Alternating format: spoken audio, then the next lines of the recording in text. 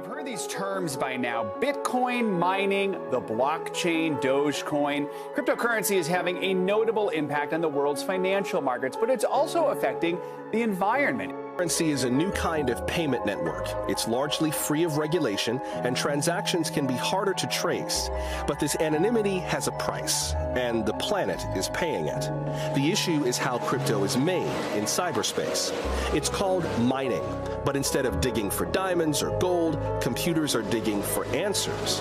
Miners use programs to solve incredibly complicated problems. The solutions validate the cryptocurrency transaction, and that validation goes into a decentralized record-keeping system called blockchain. If you wanted to be a crypto miner in the 2010s, your home computer might be enough to get you started. Today, you need a bunch of specialized, very powerful computers. They're known as mining rigs, and they use a stunning amount of electricity.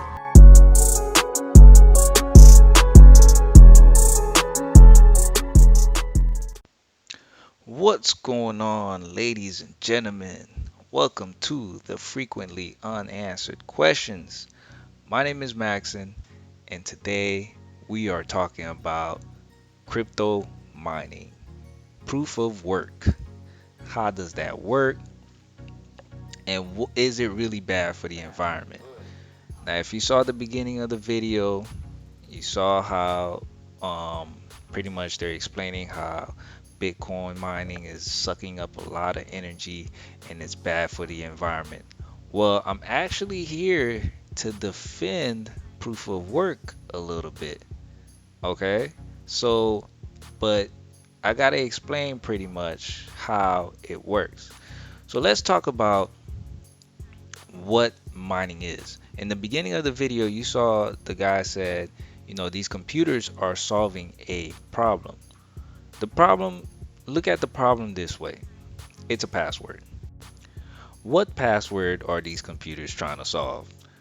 So let's say I send you 1 Bitcoin.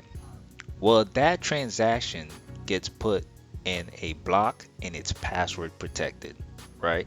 So let's say that password is only 5 characters long and it's only numbers from 0 to 9. You get unlimited try to solve that password.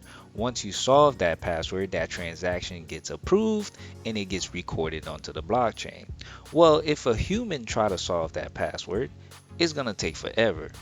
But a computer processor can solve that password in less than 60 seconds because it's going to try all combinations in less than 60 seconds and find that correct password to unlock the block. Once it unlocks it, it gets rewarded for it. That's pretty much what mining is. These computers are working. That's why it's called proof of work. They are working to unlock passwords. Now the thing is, these passwords are not just 5 characters long. They might be 20 characters long. And it's not just numbers, it's numbers and letters. So now they got to use so much processing power to solve these passwords. They got to work to solve these passwords. And once they solve it, they get fresh Bitcoins. So a lot of people ask, why are we using computers to solve a problem to get this digital coin? A lot of the older folks thinks, Bitcoin is nothing, it's just using a lot of electricity to get nothing. Well, you have to understand, Bitcoin cannot be backed up by its competitors.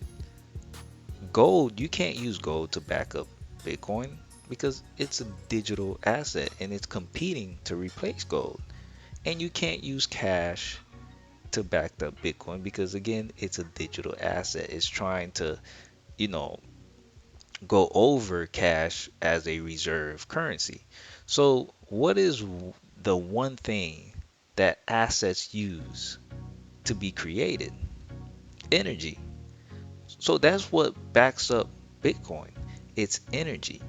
And the way that Satoshi Nakamoto designed proof of work is so ingenious that if you heard in the beginning of the video, the guy said that back in the early stages of Bitcoin, you were able to mine Bitcoin with your laptop. Well, the password at that time, let's say the password at that time was only 20 characters long. Your processing power on the laptop was able to solve that. It might, get hot, the fan is spinning, it cools it down, but it was able to solve that password and get rewarded 50 bitcoins for it.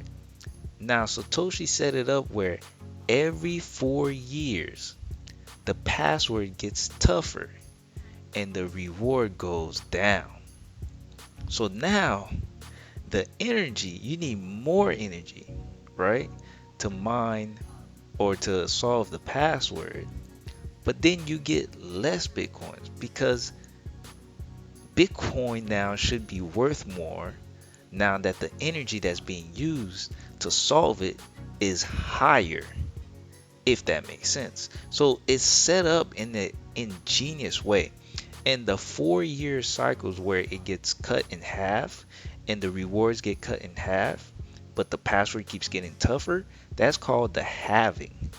Every 4 years, the number of reward gets cut in half, but the password keeps getting tougher. So every 4 years, you're going to need a computer that is able to withstand how tough these password gets. So it could be like the password could go up to like 500 characters long. You're going to need a supercomputer to solve that block. Well, you're not going to invest into a supercomputer to solve for an asset that's worth nothing. So Bitcoin is set to where like energy is what's backing it up. Because it's requiring so much energy, it has no other option but for the value of that asset to go up.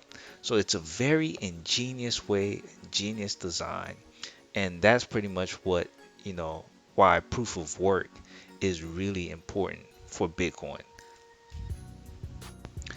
Also, there's only 21 million Bitcoins that can ever exist. A lot of it is already lost. So the scarcity now even drives up the price of Bitcoin. So me personally, I don't think Bitcoin will ever touch $0 or even go down to $100 You heard it here first. Bitcoin is going to zero. because of the scarcity and because of the way the halving is set up. Bitcoin has no other choice but to go up. As long as these miners are using energy, the price have to go up.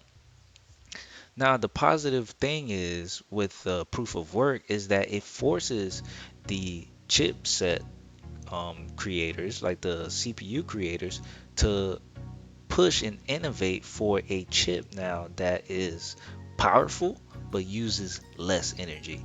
I think Intel right now is working on a chipset for just specifically for crypto mining where it is very powerful but it uses less energy.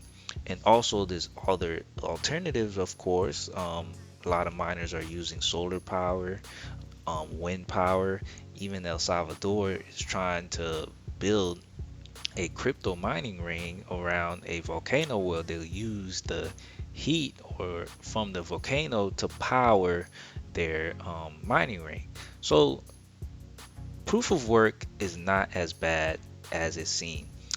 There is one chart. There was an article that came out last year where they showed a chart where Bitcoin is being compared to other countries, how much energy Bitcoin is using. Well, the number one country in that chart is China.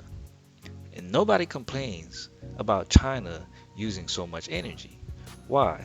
Because China makes everything, right? So we don't complain. We're like, yeah, China do their thing because we need their products. Well, Bitcoin is necessary, right?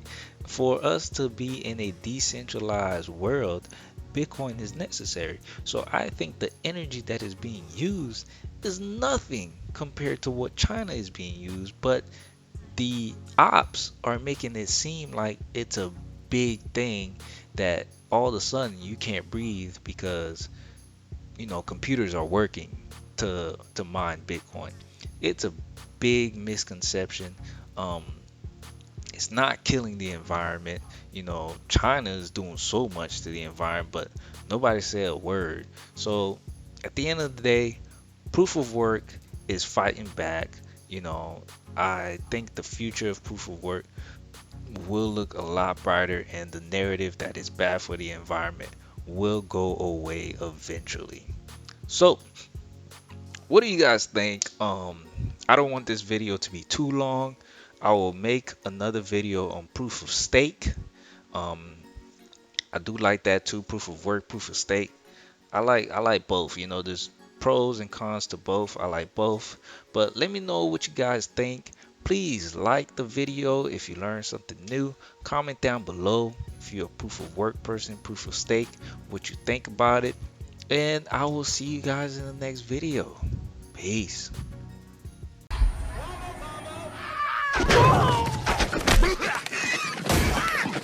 Fight back! Fight back! Fight back!